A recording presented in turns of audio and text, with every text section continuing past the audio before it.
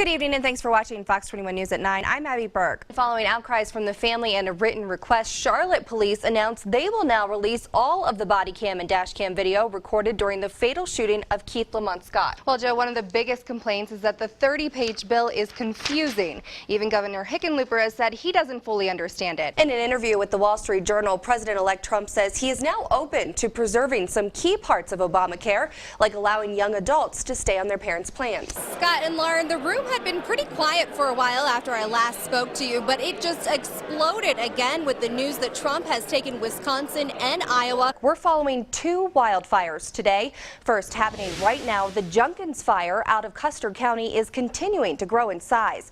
It now covers more than 13,000 acres and has destroyed a few homes. One of the largest veterans charities has fired its CEO and COO. A Colorado Springs man has completed a 102-mile run to help fight homelessness here in our community.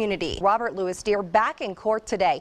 He's still incompetent to stand trial, but we are learning more about other aspects in this case. Right now, federal investigators asking for witnesses to the deadly train crash in New Jersey to come forward. Yesterday, a New Jersey transit train rammed into the Hoboken terminal, killing a woman on the platform and injuring more than 100 other people. The Broncos are getting ready to head to San Diego to take on the Chargers without their head coach, Gary Kubiak. Well, this is the mother of all bear alerts as a Montana man gets attacked by a grizzly twice. He then posted a gruesome selfie video on Facebook. Apocalypse is rated PG-13 and based on a true story. Is that what you said? It is a true story. No one knows that, but it's amazing how they recreate that. According to Front Range arborists, yesterday could have been a lot worse, but Canyon City has been having them take down hundreds of trees in the area that are potential problems to keep something like this from happening. A Colorado woman claims her dog tried to stab her, and she has the wound to prove it. We have early numbers already. 3 states reporting, with Trump with a lead over Clinton so far. That's right. Currently, Trump leads 19 electoral votes over Clinton's 3. He took Kentucky and Indiana, and she claimed Vermont. The ice rink here at Acacia Park has closed up for the season, but Story Coffee Company is still open for business, serving some of the best coffee in town out of just 160 square feet. Thank you so much, Scott. Well, Jeff, it's pretty obvious. Fire warnings are up for Colorado. Red flag warnings in effect, and those winds, big concern tonight. Well, the bottom line is this is still an active situation for sure. Yes, it sounds like they have confirmed that it is involving the Planned Parenthood building. That's where it all started. The suspect is still inside the Planned Parenthood building. They said they've had contact with the suspect, but not voice contact. Neighbors in Watertown, Massachusetts are celebrating tonight after police captured the second suspect in Monday's Boston Marathon bombing. Whenever there's these situations, there's always those people that ask, well, why wasn't more done at the beginning? What else could have been done? Why wasn't it stopped sooner? You're just saying it wasn't possible. It would not have been possible. If I would have lined up 200 fire engines, we would not have stopped it. I know we all always ask those questions. Why couldn't we stop it sooner? Why couldn't more be done? And you're hearing it straight from the source as to how difficult that fire really, and how quickly that fire really got out of hand. Really a compelling interview. Nice job, Abbie. I want to show you what we're seeing. We're seeing a lot of smoke in this area, and it's heavy, dark, thick, black smoke. And as we learned last year, that means that the fire is burning in some heavy fuels. The rain has just started falling again, and I'm here with Governor Hickenlooper, and you said this is the happiest that you've been in a while, right? Well, you know, I feel a little chilly, and that's good news. We do know from earlier that 3 police officers were injured during that earlier shooting, but then we have had reports that there has been more gunfire happening just within the last half hour or so. CSPD tweeting that out as well. And we do know that 4 victims were taken to Penrose, Maine. We got that confirmed from the public information officer there. We are now coming to you from the shopping center where this all began late yesterday morning. Just over my shoulder to the left is the Planned Parenthood clinic where this all ended. Time now for the Rocky Mountain Honda Dealer Sports Report. Ahead of Sunday's showdown, many of you are showing off your Broncos pride, and this guy's sure got a whole lot of it. A new business in Madison, Wisconsin has the town talking. Owners of the Snuggle House say they just want to help people. Michelle Lee has the story. Hey, bells ring. Are you listening? Snow, right? We're walking in a winter wonderland this morning. It's a little early for it, but I'm okay. You're okay. If you're cooking with your children, and trying to teach them some of those cooking lessons, which I still need to learn, what's the best way to get them involved but also keep them safe? First, Smith steps inside the arc and hits the jumper. Then he'll hit the top of the key for 3. Later on, Smith from way outside, check this out, drills it. He had 18 points at the break and finished with 27. Good morning, guys. Yes, we're just a few hours away from today's main event, the graduation of the class of 2016 at the Air Force Academy. And as you mentioned, or if you haven't heard, the main commencement speaker this afternoon will be none other than the President of the United States, Mr. Barack Obama. Academy School District 20 will soon be reaping the benefits the bond issue passed by voters this month. Ballot Measure 3A is the first bond to pass in 15 years, and the district says it will bring much needed improvements to their growing student body, and that includes the building of 2 elementary schools and a middle school. Right now, seniors gone wild. More than 24 break away from the nursing home to have a night on the town. And in case you were wondering if there was a market for this kind of performer, you can bet your bottom dollar there is. Am I the only one that it just makes me so happy? fantastic. If that's what we have to look forward to as Hey. senior citizens, that looks like a lot of fun. They're staying young, keeping them young for Oh, sure. absolutely. Coming up right after the break, a big recall affecting almost 600,000 cars. Lawrence stole $180,000 worth of gold pucks, smuggling them out of the mint in his rectum. Prosecutors say Lawrence then traded the gold for cash at a mall in Ottawa. A bank teller reported his unusual transactions to police, which sparked the criminal investigation. Now, prosecutors say alarms would sound each time Lawrence tried to pass through security, but when guards patted him down, they didn't think to look up where the sun doesn't shine. Joe? Wow. The 50-year tradition gives people a chance to show off their skills as a seashell musician. They're graded on the quality, duration, loudness, and novelty of the sounds they make. Well, still to come on Fox 40 News at 9, a Hall of Fame with only 31 members. Later in tonight's Military Matters, we'll tell you who is joining the elite group. Plus, 2 years later and still no closure. What the families of those on board Malaysia Airlines Flight 370 are asking for now. But first, here's Matthew. Let's go ahead and take another live look at this fire tonight. You can see a lot of smoke, and it just kind of seems to go on forever. So far, more than 5,000 acres have burned, with nearly 1,900 people forced from their homes. 8 homes and 6 outbuildings are destroyed, with the winds hampering fire crew efforts. Now, even if you are under pre-evacuation orders, firefighters say it's best to get out now. We told you earlier about the mandatory and pre-evacuation orders that are in place right now. And if you'd like to see those again, head to our website, fox21news.com, and just search Beulah Hill Fire. Thank you, Cody. Now, what you're looking at is an interactive map of those evacuated and what's burned already. The yellow line represents the evacuation zone, and the pink is the estimated burn area. The fire started along Highway 78 around 1 p.m. Monday afternoon, and like Cody mentioned, has burned more than 5,000 acres so far. Now, firefighters are still on scene tonight, and they are hoping for a full containment by around 7 o'clock. But because the winds are expected to continue throughout the evening, they say they plan on being here for several hours past that to keep an eye on things and to watch out for any hot spots. Now to a developing story out of Monument. Palmer Ridge High School was hit with graffiti after its student newspaper caused a stir by publicly endorsing Hillary Clinton for president. Donald Trump supporters clearly not happy, vandalizing the school over the weekend. I gotta ask you, what's the cutoff for a cuddle alert? Oh, well, it's got to be, 20s and teens for us. I looked it up, yeah. You looked very specific. Yeah, oh yeah. And happening now, the East Coast voters have made their voices heard, with polls now officially closed, and that includes several key swing states. It sure does. Joining us live right now is Chris Welch from CNN. He's in New York City right now, where both presidential nominees are watching the results. Chris, good evening. Just needs to hold on to some of those Democratic-leaning strongholds. All right, certainly an exciting night, and I think we're all excited to see what could happen, because like you said, anything can happen tonight. All right, we'll be checking in throughout the evening. Chris Welch reporting live in New York City. Thank you for that. Peyton Manning and Tom Brady have met 4 times in the playoffs and are 2-2, with the home team winning each of those matchups. We'll have highlights from today's game coming up a little bit later in sports.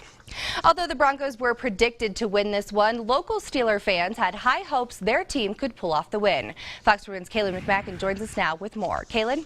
That passion right there, that's why the Warriors are going to win the series. Oh, you're calling it right now? I'm calling it. Oh, okay. Absolutely. All right, I don't know. Maybe it might be 6 or 7 games, but I think Steph Curry and Klay Thompson, the Splash Brothers, I think they're going to take it. I don't know. They're going to be the Smash Brothers now. Yeah, right. Smash it. I was like that. I like the passion too. Forget about it. Beautiful. Now you can do your spiel, yeah? All right. We're done.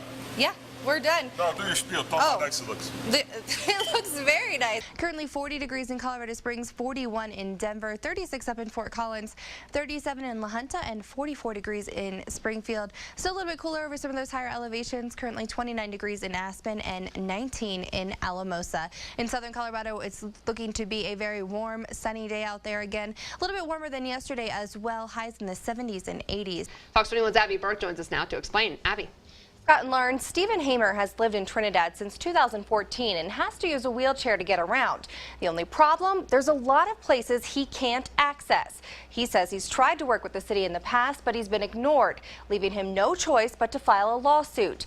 Meanwhile, the city acknowledges it has major problems, but says for a city that was founded in the late 1800s, it's doing the best it can. Now this is a sidewalk. How do you like it? We have a stop sign, we have a tree, we have a lamp post, we have another tree. Stephen Hamer is fed up.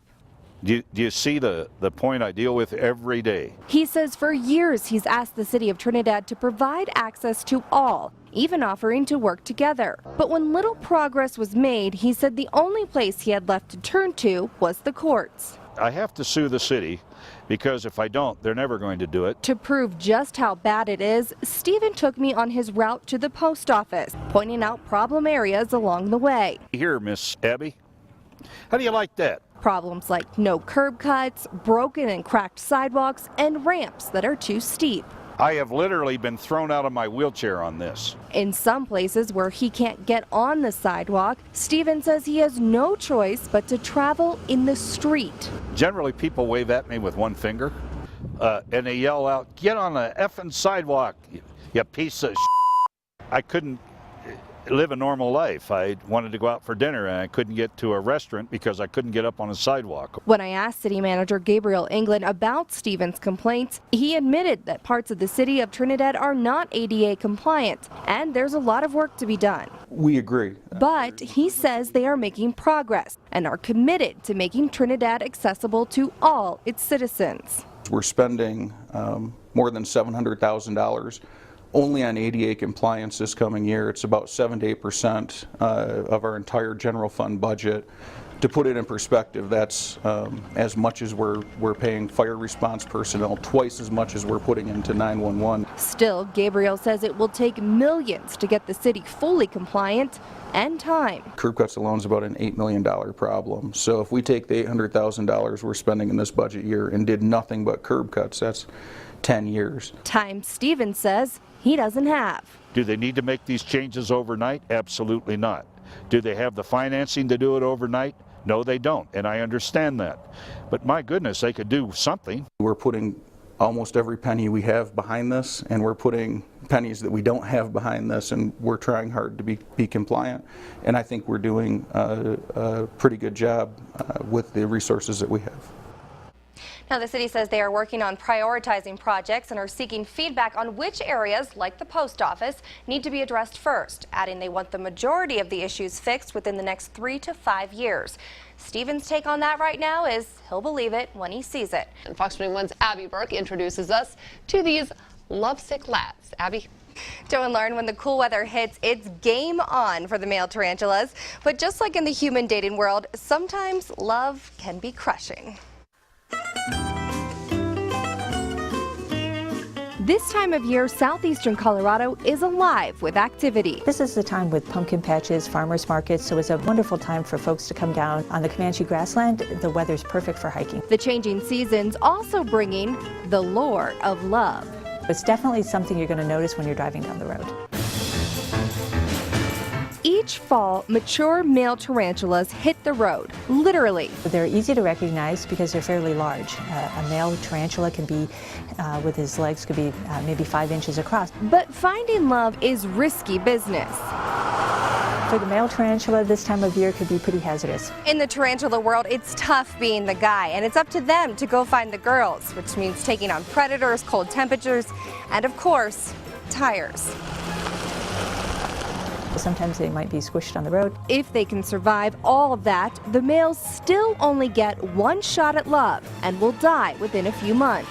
Many of them die with the first frost. After they reach maturity, males die off pretty quickly. For this species, it's lucky to be a lady. Females never wander far from the burrow and can live up to 25 years. When weather gets colder, they block up the hole of their burrows so they can stay warm underneath.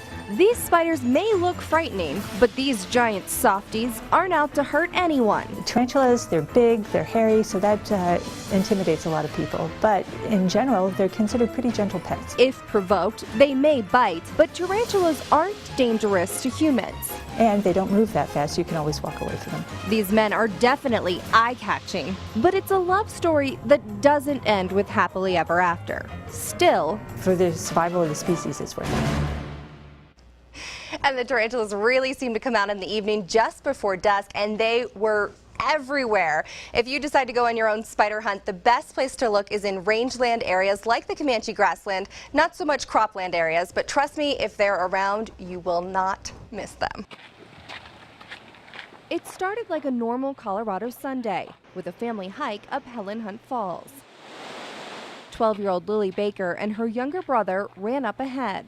We were just walking around and me and him were looking for gold in the river. Their mom, Amber, just a few steps behind when she heard that someone fell. I mean, I was only a couple feet from the top, and they're yelling at me saying it was Lily. Lily had slipped on the rocks at Cascade Falls and tumbled 75 feet down the hill. I'm screaming, no, that's my daughter. Lily's mom and a few good Samaritans started down after her. I was sliding down on my bottom. I made him stay up there, and I'm just screaming. When they finally reached her, Amber collapsed at the site. I couldn't do anything, and it's a matter of I couldn't even, I couldn't help her, and all I could do was just wait.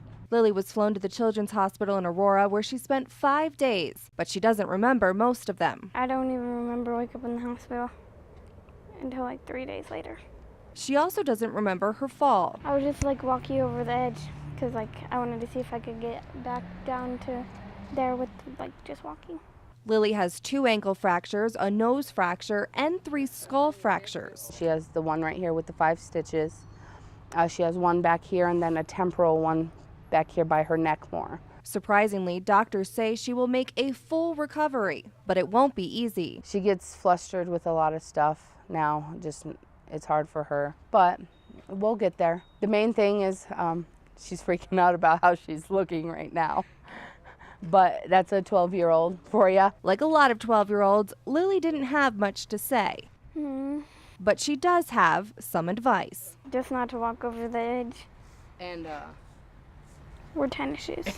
Like her goddad said, she's not lucky, she's blessed. So we really do feel we had a guardian angel or two watching over her.